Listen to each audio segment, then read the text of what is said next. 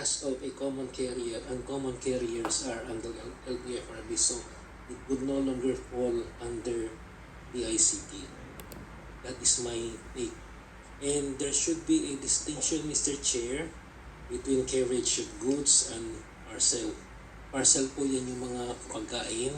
Goods would refer to, as correctly defined, rectangular bags with a appropriate dimension and weight. So, on that point also, I'd like to make a distinction, Mr. Chair. Later on, but we'll go first to the carriage of goods. I would suggest, Mr. Chair, that at a later point, we designate the carriage of goods to the jurisdiction of the LTFRB, since carriage of goods are the task of common carriers, and common carriers are with LTFRB.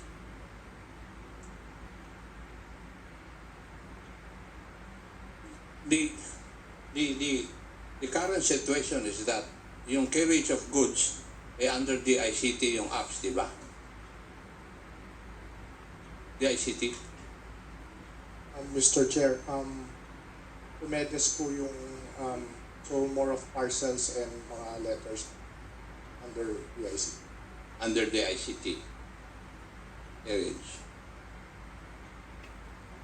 So ano ang panang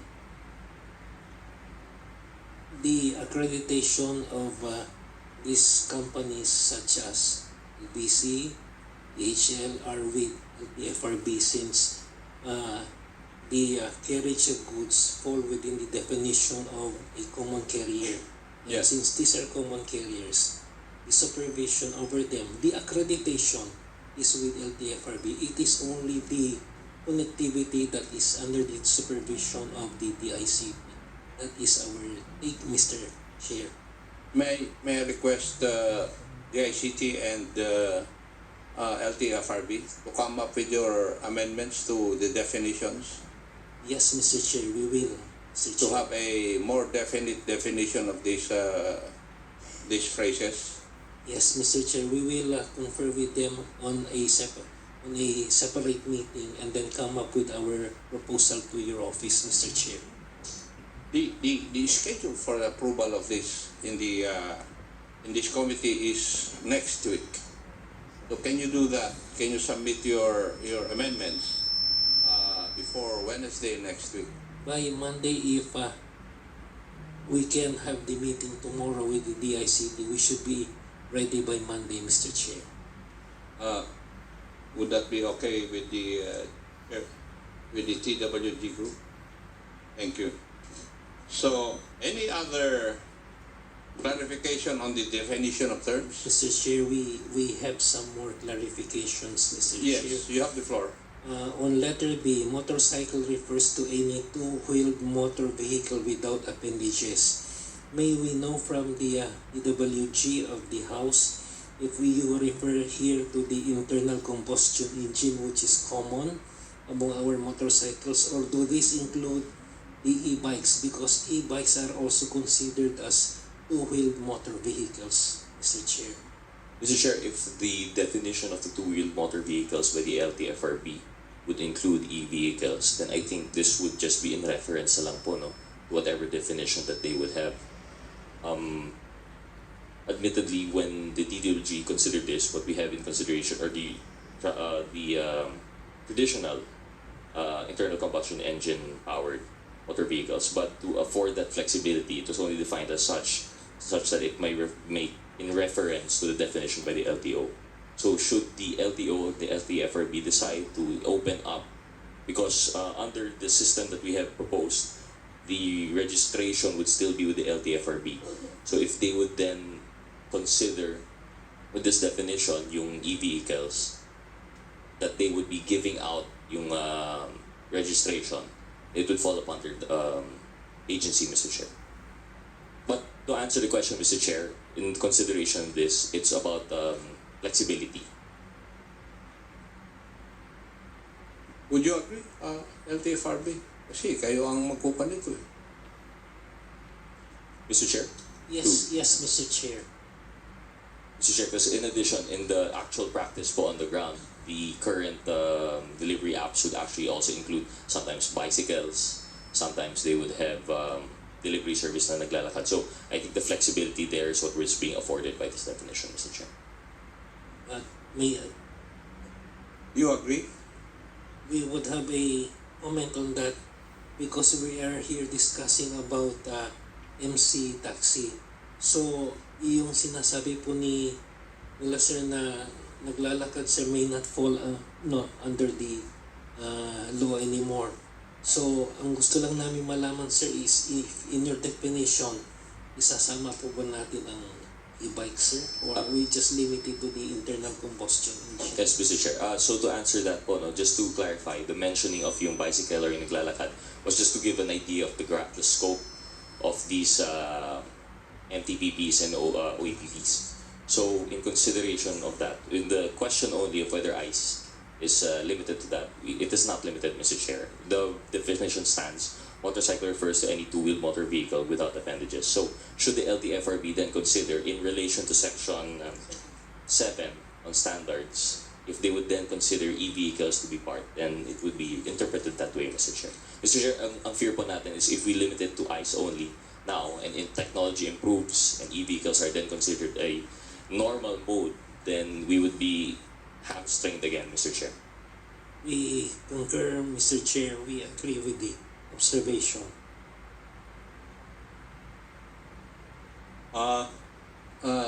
Chairman, Yes, if you look Mr. at Chair. section 7 of the bill, kasi matatakil natin yan because nakalagay doon yung standards and specifications of motorcycles for hire. Di ba? Yes, Mr. Chair. Siguro doon ka na mag-raise ng issue. Noted po, Mr. Chair. Yes po, Mr. Chair. Di ba? Yes, Mr. Chair. Thank you. Before we proceed, please allow me to recognize the presence of the Honorable Robert Raymond Estrella, representing Abono Party List. Welcome po kayo. So any other issue insofar as Section 3, definition of terms, is concerned? Mr. Chair, may I again be recognized? Please. On the definition of operator as against rider, operator in the definition it refers to person in whose name the motorcycle for hire is registered, while rider refers to the person who is driving the motorcycle for hire. In the concept of an MC taxi, the rider is itself the operator. So I think this should be merged together in our own suggestion, Mr. Chair.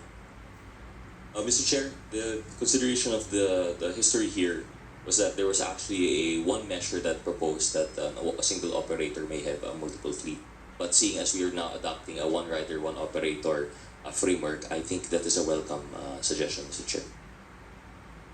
Well, we haven't come to that point yet where we will approve yung one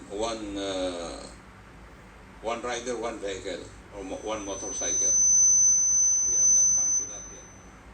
Maybe we'll discuss that when we in the sections in the coming sections we will be able to see that. Agreed, Mr. Chair. In that case, a contingent na lang po siya. Yes. Okay, thank you, Mr. Chair. Thank you. Yes. Yes, Mr. Chair. Mr. Lim. Yeah.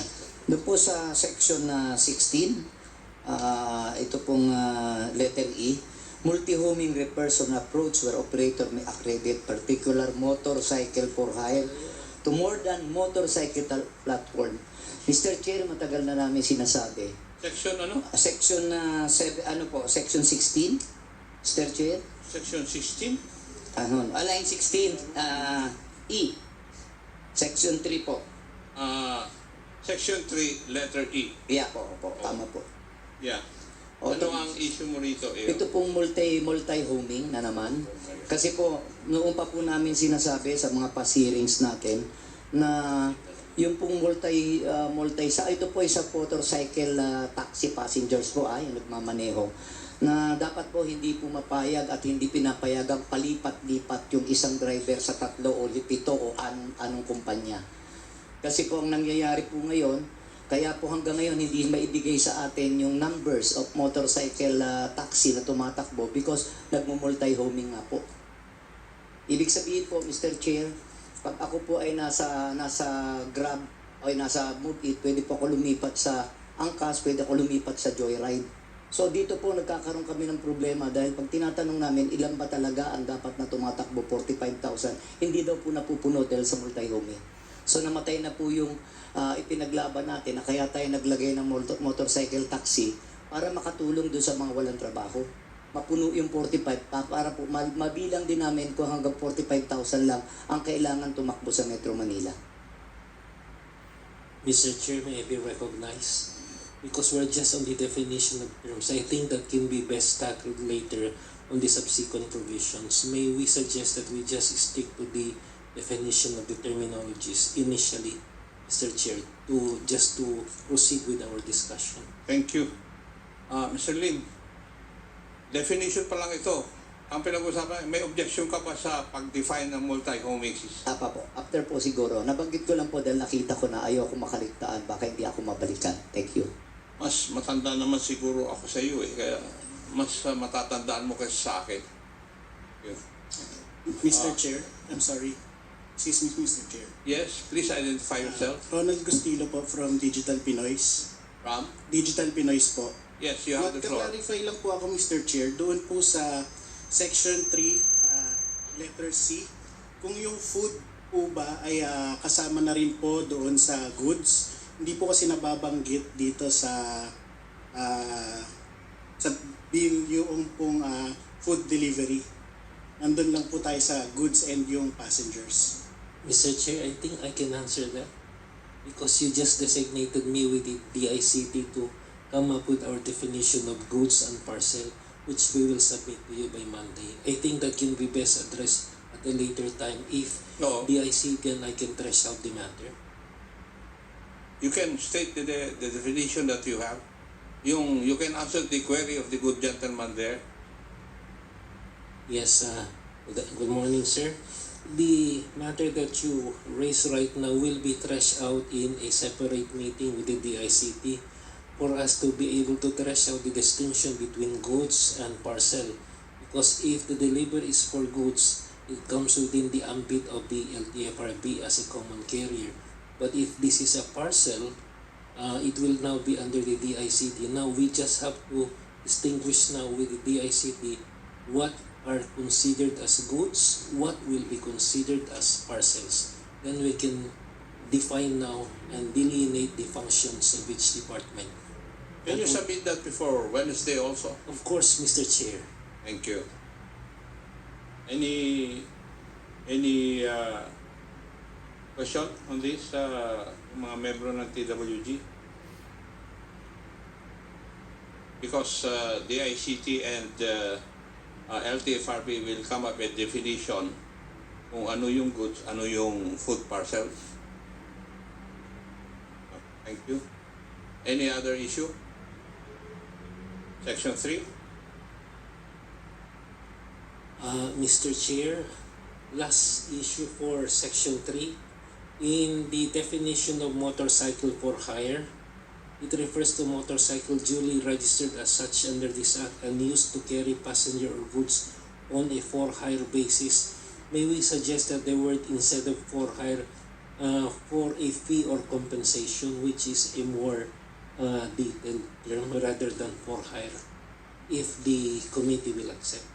Or a fee? Section 3C, Yeah. yung definition po ng motorcycle for hire. Yeah. Or Instead of goods. for hire, on goods, on a or a fee or compensation. Fee or compensation? Yes, because this is delivery, so it's for a fee or a compensation. If yun lang po sa amin, that's just our Mr. take Chair. from LTFRB.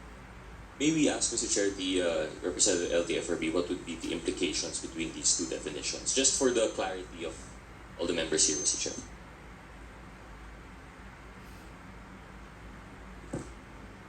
Mr. Chair, Paul Austria, Mr. Chair from LTFRB.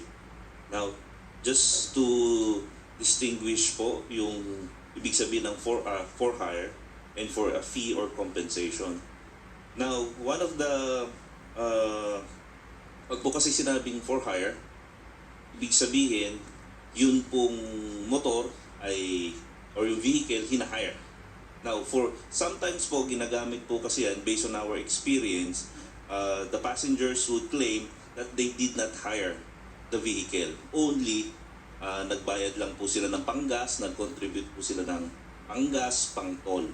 So, in that case po, nandun po yung difference. Although, technically, it is the same effect. We just believe that yung pong for a fee or compensation is more appropriate po. Yes, the Honorable Joe is recognized. Thank you, Mr. Chair. Mr. Chair, ba't hindi po natin isama lahat? For hire or for a fee or for compensation? So para kung ano man yung interpretation ng kung sino man yung ano, at least pasok lahat.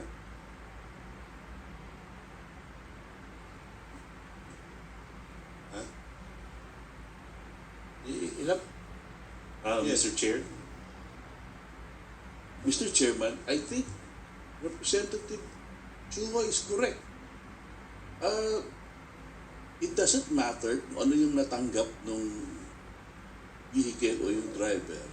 Sa tingin ko, for gas, para sa toll gate o hinire, gagamitin din niya yung oras at saka yung sasakyan para ibiyahe ang isang sasakyan, di ba?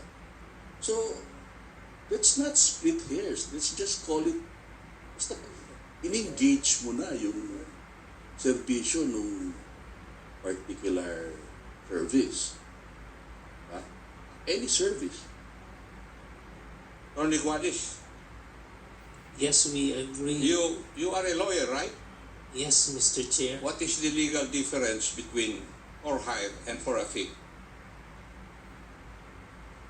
Technically, Your Honor, none except that yung sa in the parlance of the transport industry, pag sinabing for hire, you hire the entire motor vehicle. In some instances kasi, sir, kinukontrata lang, binabayaran lang yung gasolina. So, to make it more specific, nilalagay na lang namin a fee or compensation. But technically, pareho po yan, Mr. Chair. So, we submit to the discretion of the Chair. See, I do not see any difference between for hire and for a fee. We submit, Mr. Chair. Simpleng-simple lang yung pinagtatalunan natin. Maybe you can raise that in your IRR. Di ba? Kasi ang Yes, Mr. provision Chair. of law ngayon itong pag-uusapan natin eh. We submit, we agree, Mr. Chair. Thank you. So, any issue under section 3?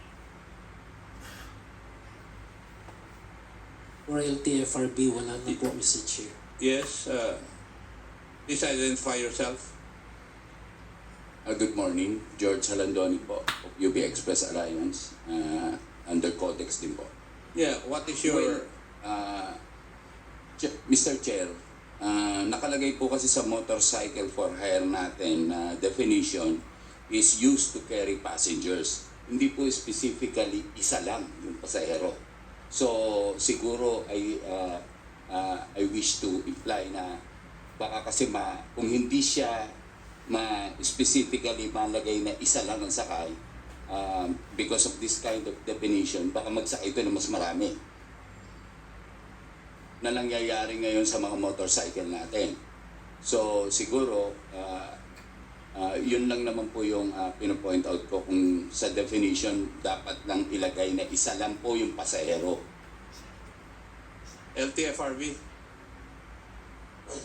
Mr. Okay. Chair, this is just a matter of semantics. We agree because in the concept of a motorcycle taxi, dapat talaga isa lang ang pasahero, Yes. Mr. Chair. Even if you ask the manufacturers, ang motorcycle, isang rider, isang sakay lang.